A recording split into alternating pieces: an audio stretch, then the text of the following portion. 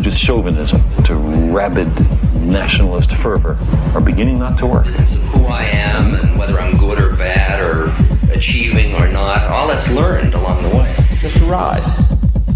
We can change it anytime we want.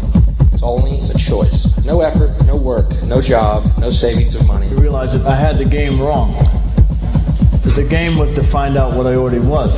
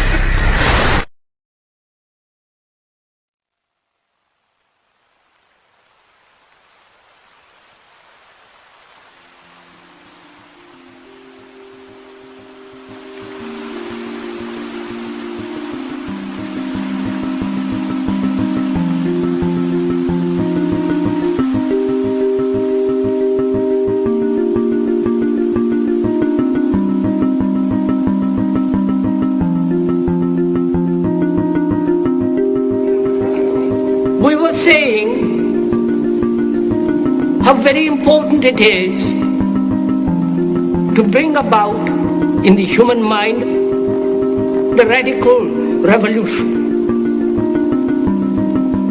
The crisis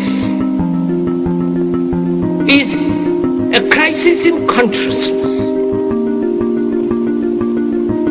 a crisis that cannot anymore accept the old norms, the old patterns, the ancient traditions.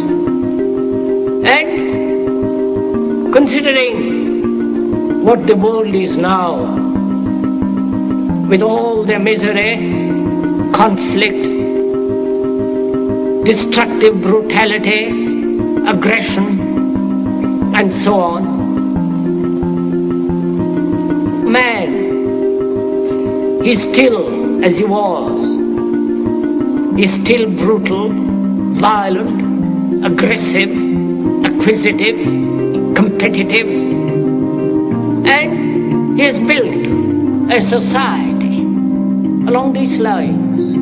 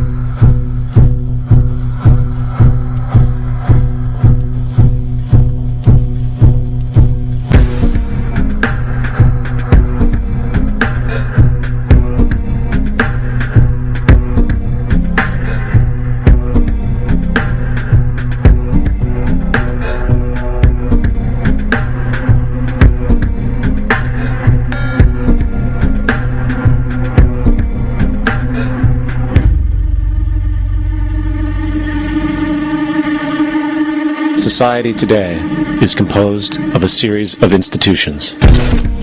From political institutions, legal institutions, religious institutions, to institutions of social class, familial values, and occupational specialization. It is obvious the profound influence these traditionalized structures have in shaping our understandings and perspectives. Yet, of all the social institutions we are born into, directed by, and conditioned upon, there seems to be no system as taken for granted and misunderstood as the monetary system. Taking on nearly religious proportions, the established monetary institution exists as one of the most unquestioned forms of faith there is.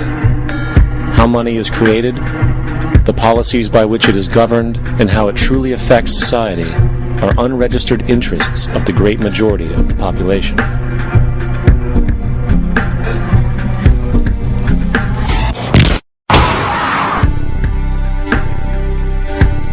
In a world where 1% of the population owns 40% of the planet's wealth, in a world where 34,000 children die every single day from poverty and preventable diseases, and where 50% of the world's population lives on less than $2 a day, one thing is clear: something is very wrong.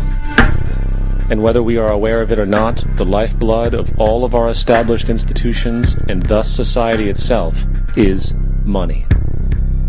Therefore, understanding this institution of monetary policy is critical to understanding why our lives are the way they are. Unfortunately, economics is often viewed with confusion and boredom.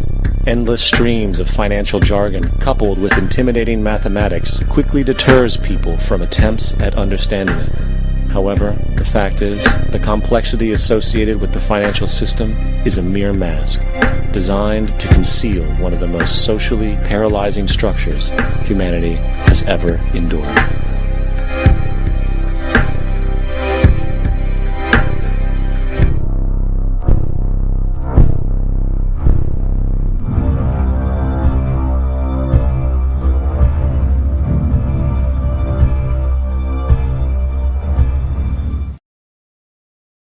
A number of years ago, the Central Bank of the United States, the Federal Reserve, produced a document entitled Modern Money Mechanics.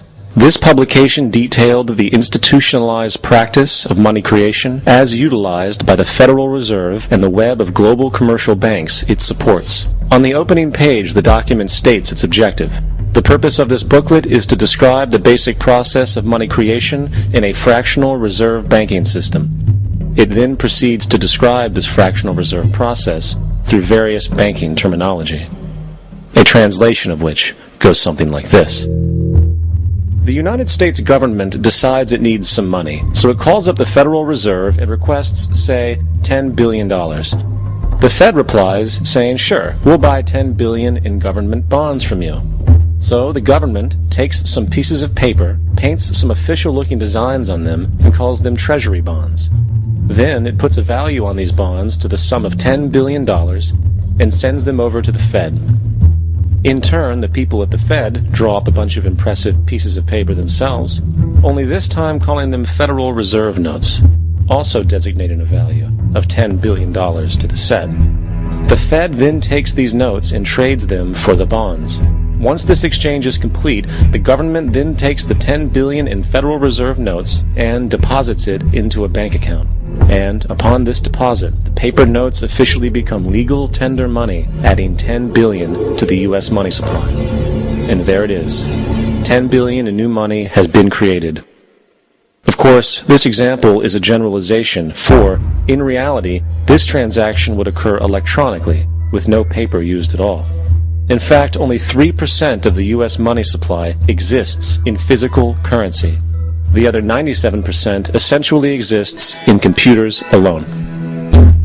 Now, government bonds are, by design, instruments of debt, and when the Fed purchases these bonds, with money it essentially created out of thin air, the government is actually promising to pay back that money to the Fed. In other words, the money was created out of debt. This mind-numbing paradox of how money or value can be created out of debt or a liability will become more clear as we further this exercise. So, the exchange has been made and now $10 billion sits in a commercial bank account.